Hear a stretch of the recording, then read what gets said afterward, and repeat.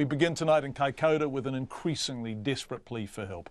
6 months after the earthquakes that closed State Highway 1 on either side of the tourist town, business owners say the drop-off in visitors is hurting them so much they'll be forced to lay people off and even close their doors for good. Every business spoken to by Checkpoint says summer was dramatically down on the same period last year, and summer is peak time, with whale watching and other marine attractions bringing huge numbers of tourists into the town. Winter is always quieter, and businesses in Kaikoura say time is simply running out. Here's Bridget Burke. It's been a slow winter when it's been summer. Dave Stanford describing the 6 months since New Zealand's strongest ever recorded earthquake struck Kaikoura, bringing slips and isolating the community for almost a month. Mr Stanford owns the Lazy Shag Backpackers and Top Spot Hostel.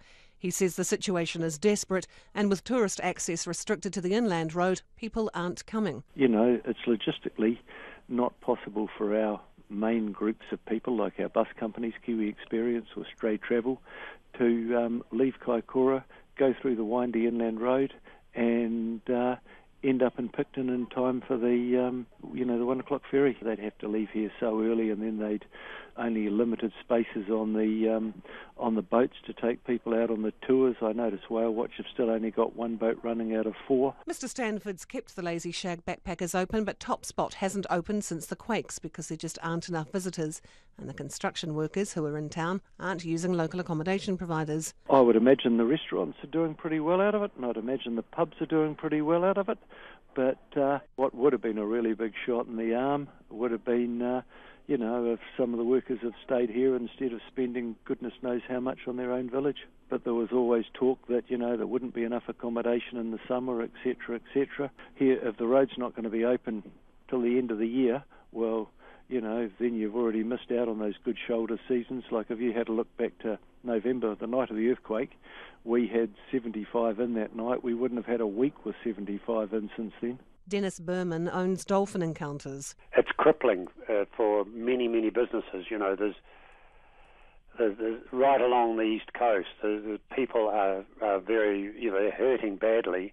He says basic infrastructure is still not in place, and there have been occasions where signage has let the community down. There's so many different ways that people can turn, and sometimes it's signposted, sometimes it isn't.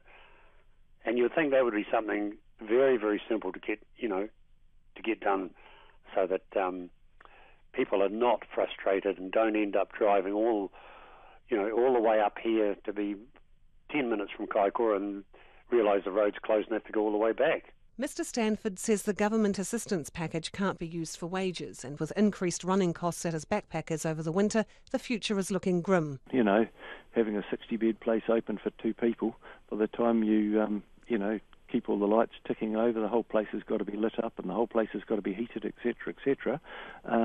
Is it worth lighting the fire at night to, burn a wheelbarrow full of wood for 2 people? Daniel Jenkins owns Kaikoura Cheese. He and his family moved there after the Christchurch earthquakes. He says he's managed to keep his business afloat because his cheese is stocked by artisan stores in other parts of the country. Some of the other businesses in town I'm really concerned for, and I'm worried that they're going to start tipping over in the next few weeks. They're dependent on people walking in their shop, and people aren't. The roads are closed at both ends. Financially, no one could make that work. Dennis Berman says since the quake, Dolphin Encounters has only run at 50% capacity. When we were restricted in getting our boats out, we were running at about 40% of what we would normally be. And once we were able to get all our boats out during the peak of the season, that climbed up.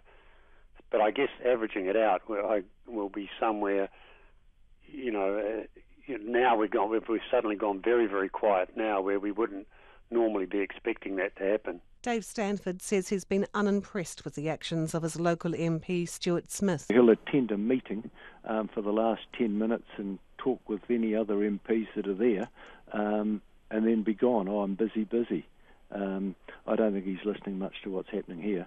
One thing that would be good, we pay 2.5 times the normal rates because we're commercial, and that's on the accommodation sector. It would be nice for a place that I'm going to sit empty for the whole time if I could go back to just paying residential rates on it, because the rates bills are, pretty high, and that would be good if the council could look at that. But I don't gather much hope. I've talked to them about 3 times on that and nothing's come of it. And Daniel Jenkins warns time might be running out. It's been really tough over the last 6 months, but we're really going to start seeing issues arise over the next month. For Checkpoint, Bridget Burke. So what does the government say to this? Well, the Minister for Economic Development, Simon Bridges, was unavailable at short notice for an interview, but he told us 16 Kaikoura businesses were currently working with the government's grant assessors about extending their financial assistance packages.